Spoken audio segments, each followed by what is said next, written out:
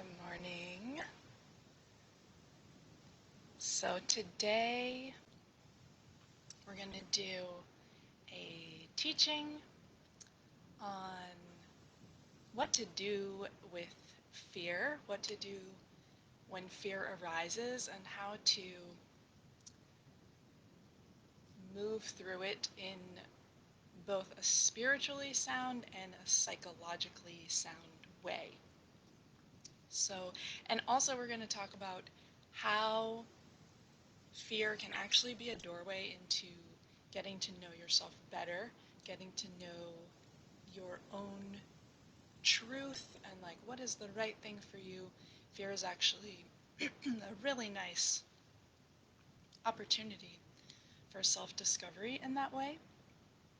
So if you're live here with me, let me know. I'm just going to get a little sip of water.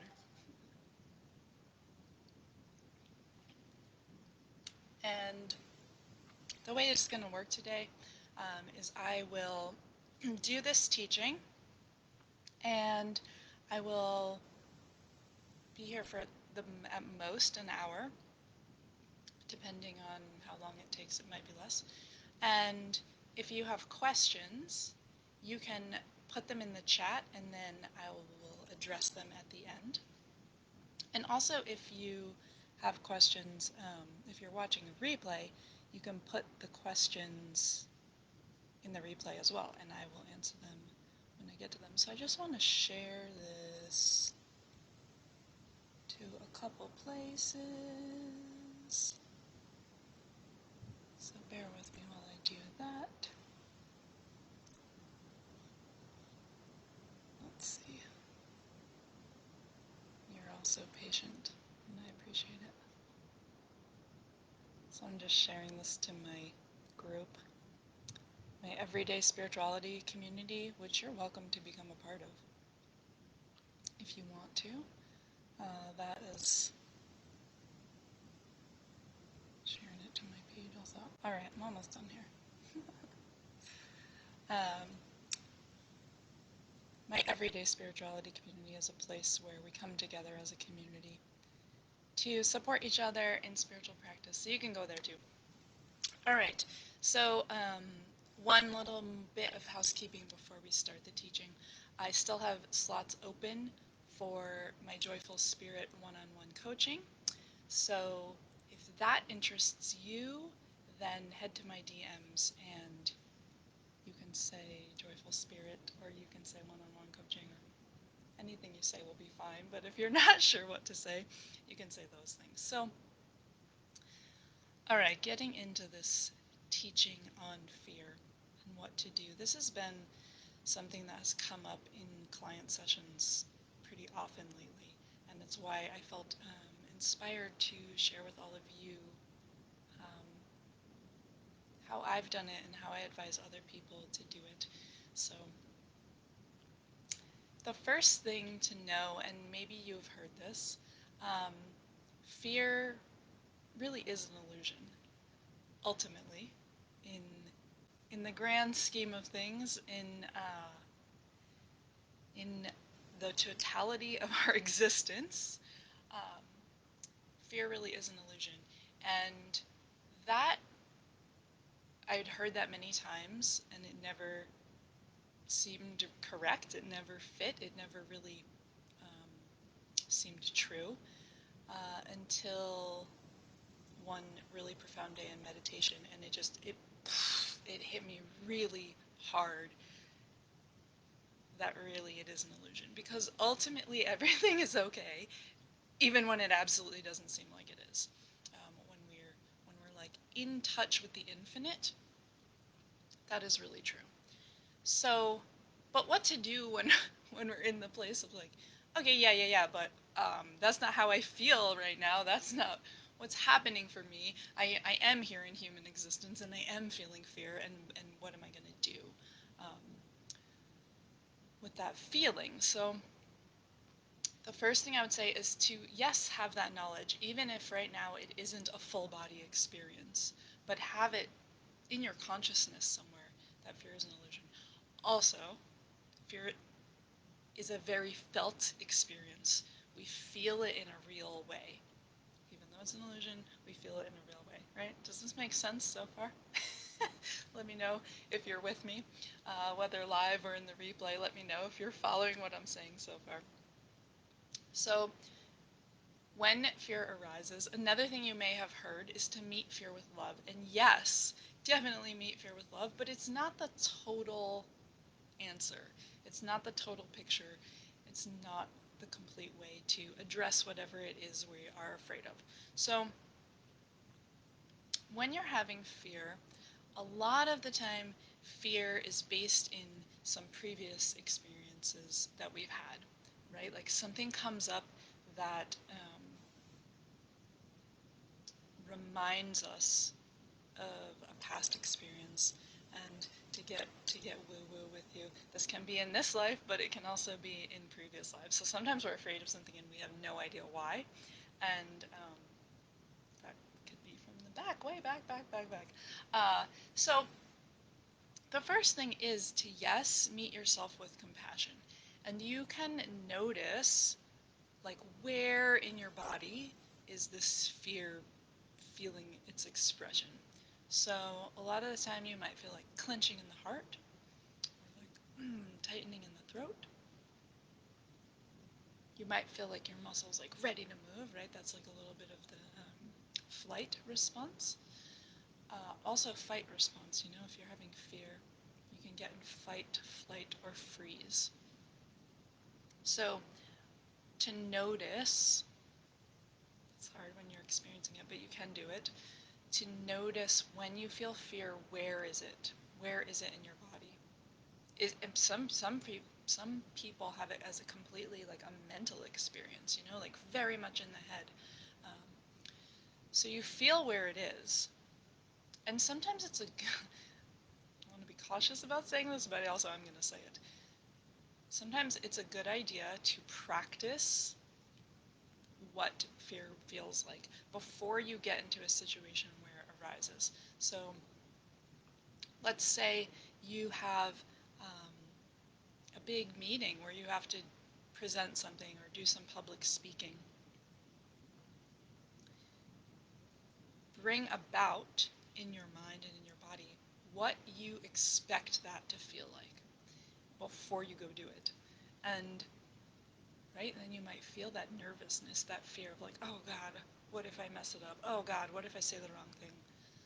Oh, like public speaking makes me terrified. Whatever it is, however you feel.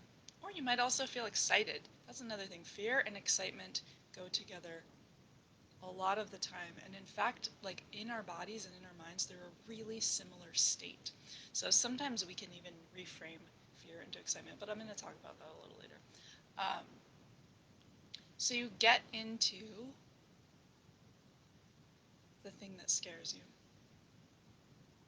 the meeting, the big job change, the discussion you absolutely have to have and don't want to, the relationship,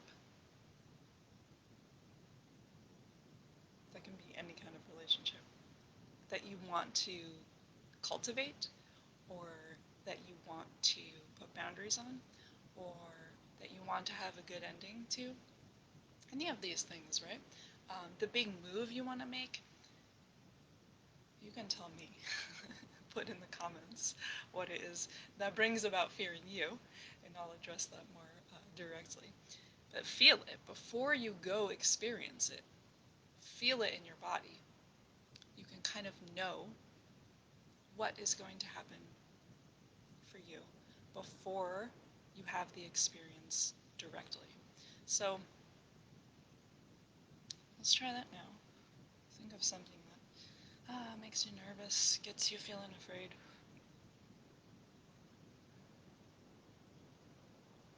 And then notice what part of your body that is most existing in. And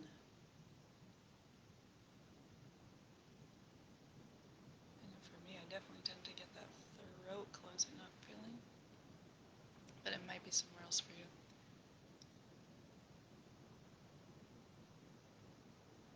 And then meet yourself. Here's you meeting you. Meet yourself. Meet that place in your body. Yes, with a sense of love and compassion. first part. Meet the part of you that is afraid, that very well may be connected to an earlier part of you, perhaps a childhood part of you, teenager part of you, past adult version of you. Often it's connected. Meet this part of you. Feel this place in your body, wherever it is. Meet it with your loving attention.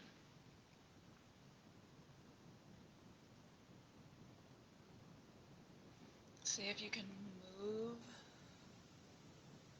some of that loving attention into that place in your body. And we're not going to try to change it, but we'll let it soften a little bit. Can you do it? Are you feeling it? Let me know. And as you come to meeting that place of fear, anxiety, resistance with that love and compassion, then comes the next part. So sometimes we can meet it with love and compassion and then we're like, I'm done, right? No, you're not. You're not. We're not. So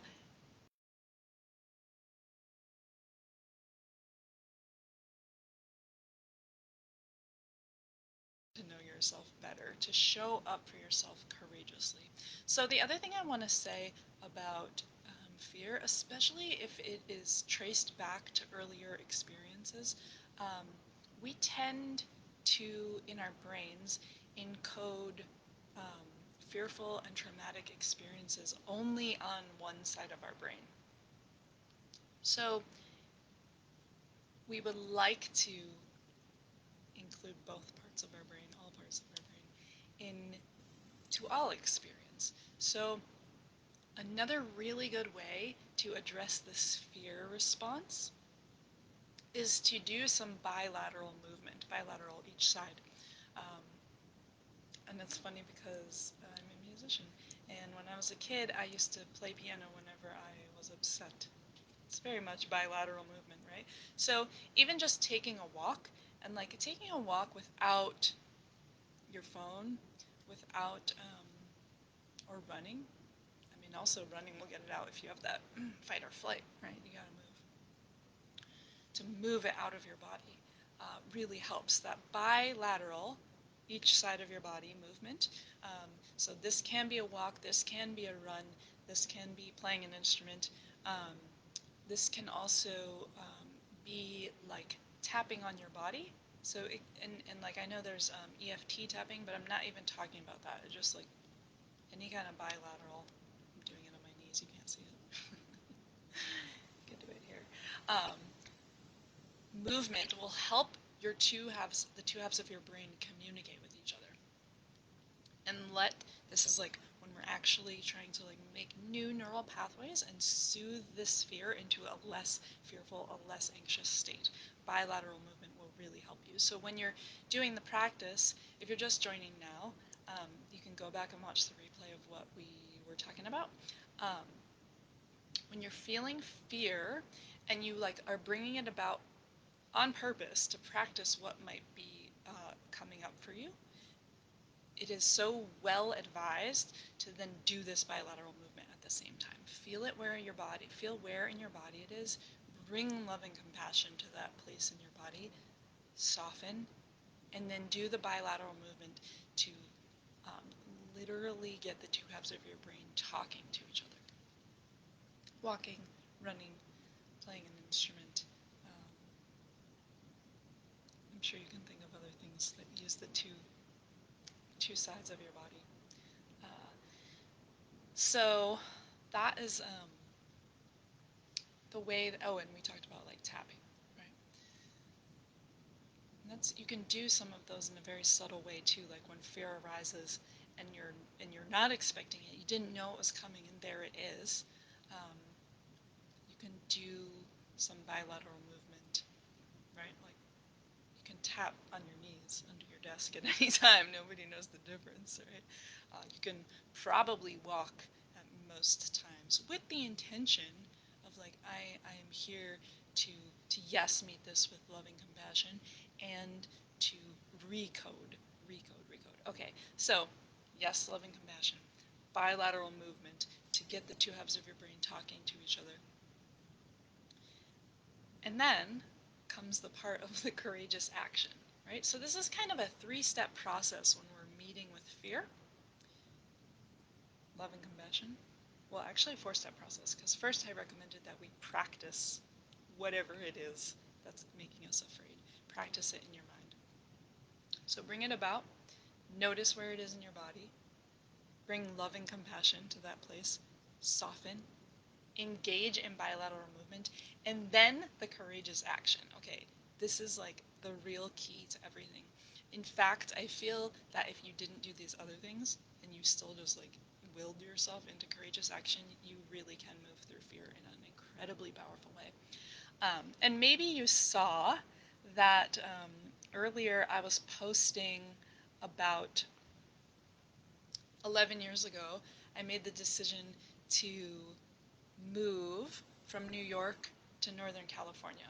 And I actually had lived in California a couple times before, but this was a different energy around the move. Um, and I had my two cats, and I was like running low on money, and I really didn't know how I was going to get out here. I didn't have a job lined up here, nothing. But I was trying to like get a friend to come with me, or figure out a way to fly with both my cats, which is difficult, and it just wasn't coming together in the way I wanted. I wanted it to be perfect. I wanted it to be in a way that wouldn't be challenging for me. Um, and it wasn't working out that way. I took a nap. I had this dream. I was standing on this giant map of the United States, and I was standing in New York, and I was picked up by my heart and placed in California. And I woke up from that dream, like, you couldn't get a clearer message, right? I mean, Spirit was being very clear with me. Like, we can't tell you any more clearly what you need to do. Um, and so after that dream, I went, used the last of my money to rent a car, packed up my stuff, put my two cats in it, and I started driving. Um, and I did have a friend here who was able to get me set up with a room to rent. And so like I wasn't landing in absolute like, oh my god, I don't know what I'm gonna do. Thanks to her. um, but it was scary, and it was scary to go by myself. It was scary to use the last of my money. It was scary to take my two cats in the car um, and just go. But it was the 100% right thing to do. And I didn't. This was before I kind of knew these things I'm sharing with you now about how to move through fear. But I did know that I had to go. I did know that it was the right thing to do. I did know that I had to meet myself. And this is what I'm talking about when we have these moments of fear. It's a real opportunity to open the door and get to know ourselves better. So fear in this human form, in our human existence, evolutionarily, fear is meant to protect us, right? So when fear arises, it's asking us to take good care of ourselves. It's asking us to protect ourselves. And sometimes,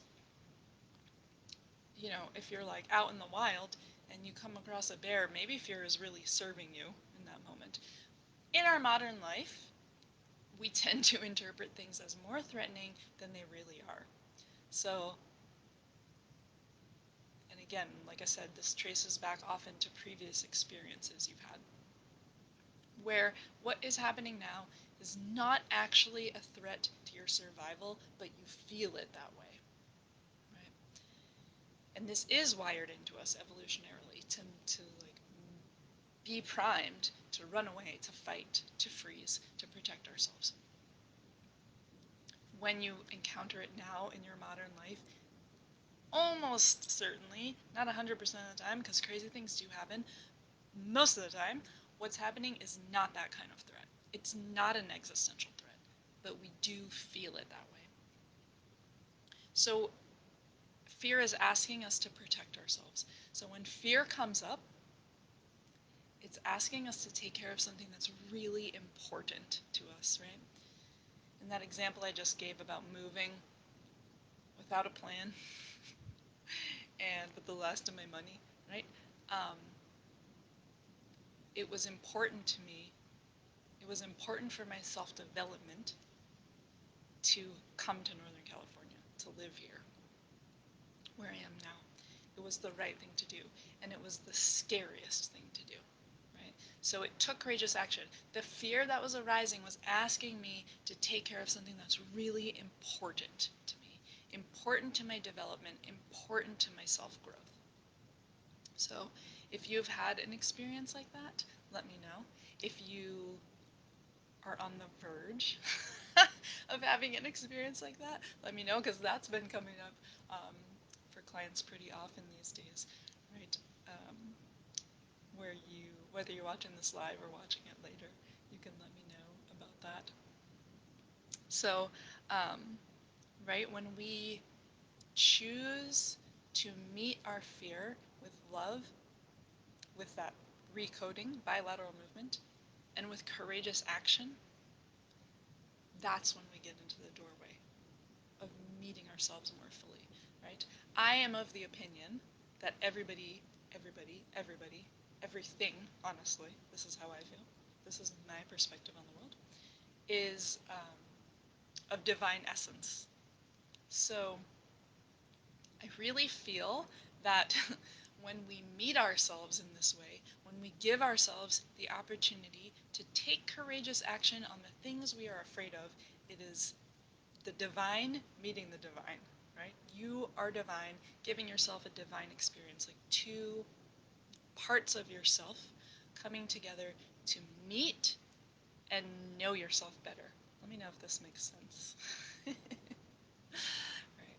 Um, so when you have this moment of fear, hesitation, resistance, whatever that is for you, maybe you're like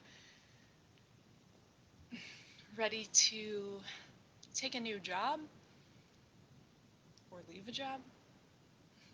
Maybe you are ready to, or getting ready to, sometimes we're getting ready to instead of actually ready to, but that's okay. Maybe you are getting ready to embark on a new phase in your life, right? Sometimes when we um, go to school, graduate school, enter a relationship, start a family, leave a relationship, retire. I'm just giving examples, but there are like so many of them. Um, Start a new way of life. They all come with fear, and they come with fear because it's important, because we want to meet ourselves more fully, more more holy, as I said, more. I didn't mean holy as H-O-L-Y just there, but it fits. I meant W-H-O-L-E, holy, but why not? They go together. Um, we give ourselves an opportunity to meet ourselves in our fullness, and that really is divine expression. The more fully you live, the more you are embracing your own divinity within. So, yes. I'm just listening to see if there's anything more to say here about this.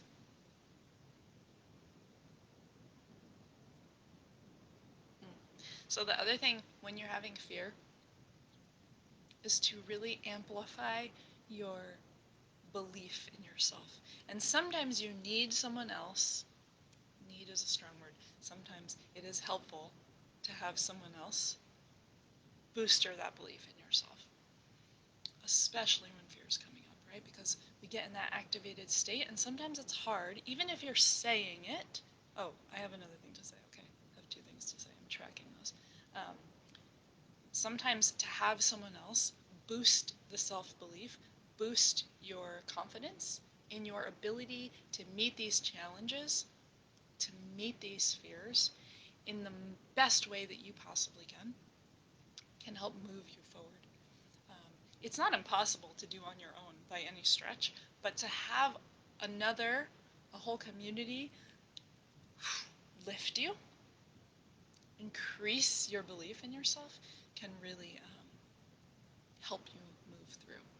So yes, and then the other thing I wanted to say, we're not alone, we never really are alone, is if you don't have like another human to help you, which you do, but if you're feeling like you don't, and you're not sure who that is, you can call on your own spirit guides, you can call on spirit, you can call on divinity, you can call on angels, whatever it is that you believe in. You can call on your higher self if you're like, listen, I like what you're saying about fear and stuff, but I'm not really like that.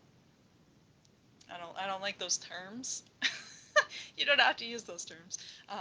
You can call on your higher self. It's the same thing, right? Um, to accompany you, to hold you through fear, to help you move through it in the best way possible.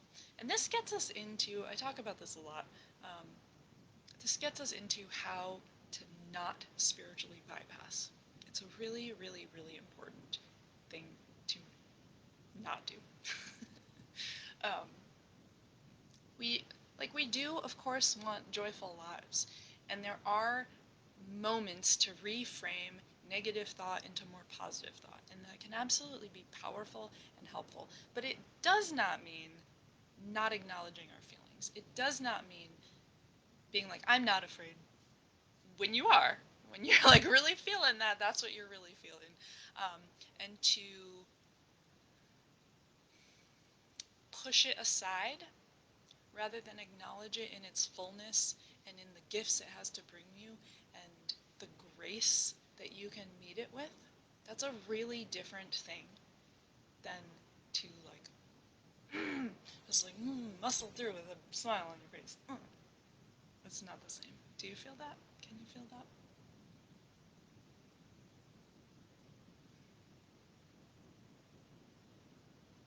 So let's do a little recap. When you feel fear, when you know something's coming up that's scary for you, bring it about before the moment that you actually do it. Bring it about, feel where it is in your body, meet it with love and compassion. Bring love and compassion to wherever you feel that spot. Allow softening. We're not forcing softening, but you can allow it. You can make space for it if it's ready to do so. Make space for a softening.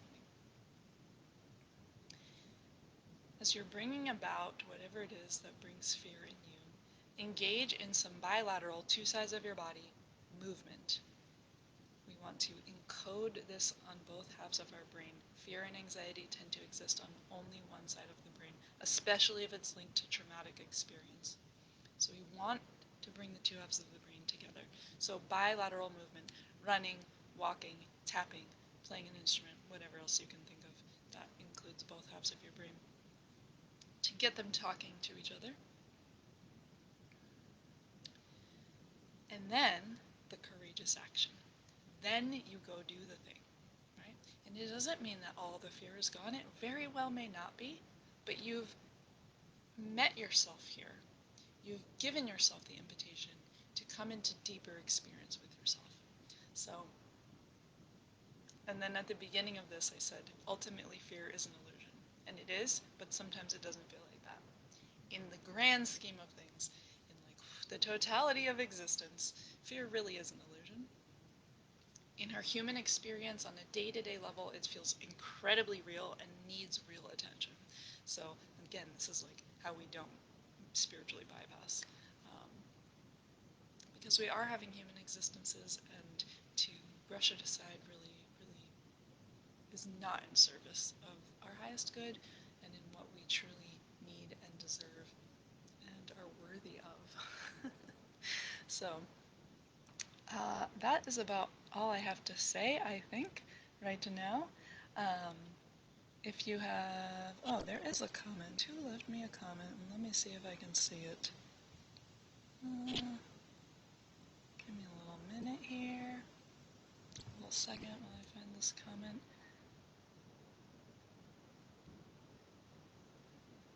see. Oh, no. Okay. Yes, false evidence appearing real. Tyler wrote. Which, yes, that's another way we can think about and frame fear.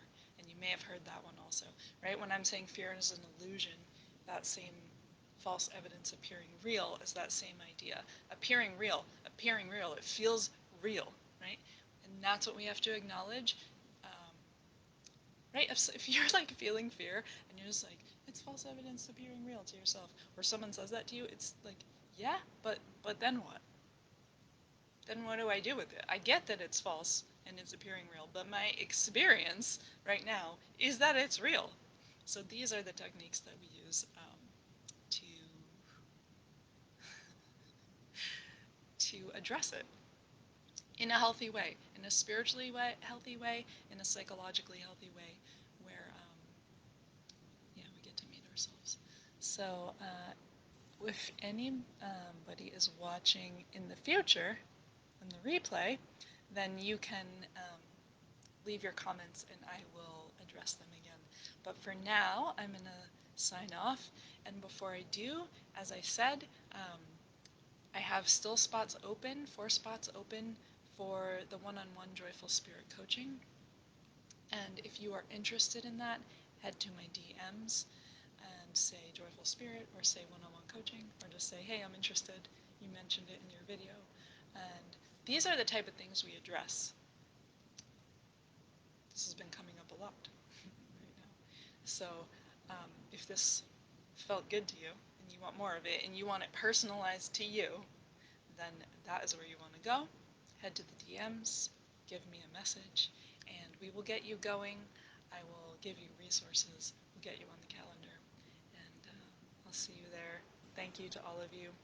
Have a really beautiful day, and I'll see you again soon.